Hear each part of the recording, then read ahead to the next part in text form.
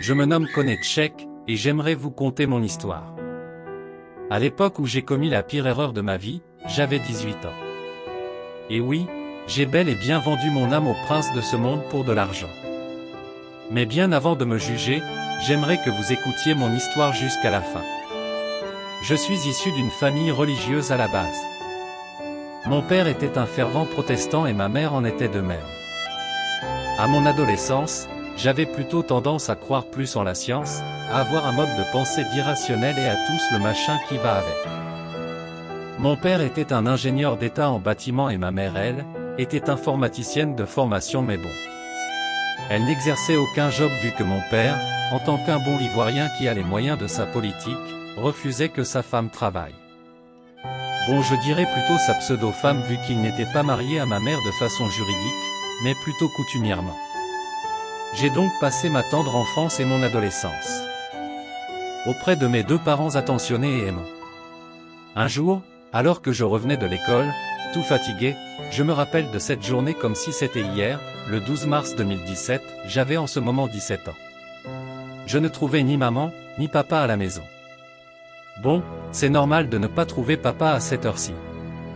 Il était 12h30 approximativement mais, ne pas trouver maman, ça c'était étrange, vu qu'à cette heure, elle est à la maison faisant la cuisine. En tout cas c'est comme ça que ça fonctionne habituellement. 5 minutes après mon arrivée, maman m'appelle au téléphone. You got a bottle, girl going down. Allô, Chek. Oui maman? T'es où? À l'hôpital. Comment? Tout va bien maman?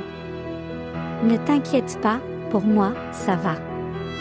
Mais la raison de ma présence ici, c'est ton père. Il est rentré plus tôt que prévu du travail aujourd'hui, et il se plaignait de ressentir des malaises puis quelque temps après, il est tombé dans les pommes. Mais rassure-toi, les médecins disent que son état n'est pas alarmant, qu'il doit sûrement eu une chute rapide de glycémie. Il est même sous surveillance médicale en ce moment en attendant les résultats de ses analyses sanguines. Es-tu sûre maman? Dis-moi dans quel hôpital vous êtes pour que je vous retrouve là-bas. Non.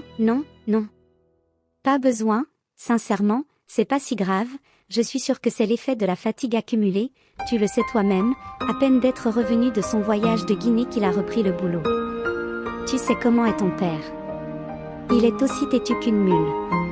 Si jamais il me laissait travailler, nous pourrions nous repartir les charges et les responsabilités de la maison. Ainsi, tout cela ne le fatiguerait pas autant. Allez, ne t'en fais pas. T'es si mignon avec ton air inquiet. D'accord maman, prends soin de vous deux. Allez. Petit, c'est gentil. Ciao, ne sois pas en retard. Au revoir. Alors rassuré par ma mère, je ne me suis plus fait aucun souci alors que, cette journée du 12 mars 2017 allait être l'une des pires journées de toute ma vie. L'après-midi, je me rends au cours. Comme d'habitude, notre classe de terminale scientifique est dominée par un silence de cimetière. Seule la grosse et imposante voix de notre prof de biologie, ainsi que les bruits très subtils de la fleur sont perceptibles. Mais, brusquement, aux environs de 16 heures, ce silence presque funeste est rompu par l'entrée de notre éducateur dans notre salle de classe. Bonsoir cher apprenant. Bonsoir monsieur. Je ne vais pas plus longtemps perturber votre concentration. J'aimerais demander à l'élève Konetchek de bien vouloir venir avec moi. Mais monsieur, il y a 2 élèves de ce nom au sein de notre classe.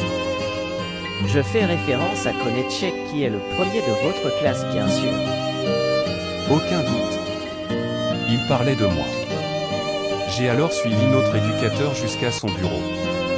Il me fit asseoir et me parla d'un ton sérieux qui m'effraya un peu.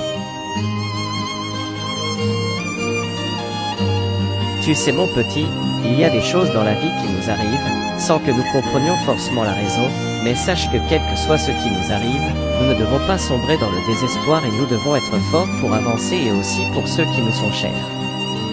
Qu'est-ce qu'il y a monsieur? S'il vous plaît, soyez direct car vous me faites peur.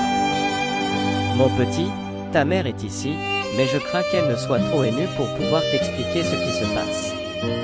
En vrai, ton père vient de décéder aujourd'hui. Sois fort et mes sincères condoléances, ta mère aura besoin de ton soutien. Non, non, non, c'est pas possible. Non monsieur, dites-moi que c'est une blague. Non, maman m'avait dit que son état n'était pas grave, mais comment? Non.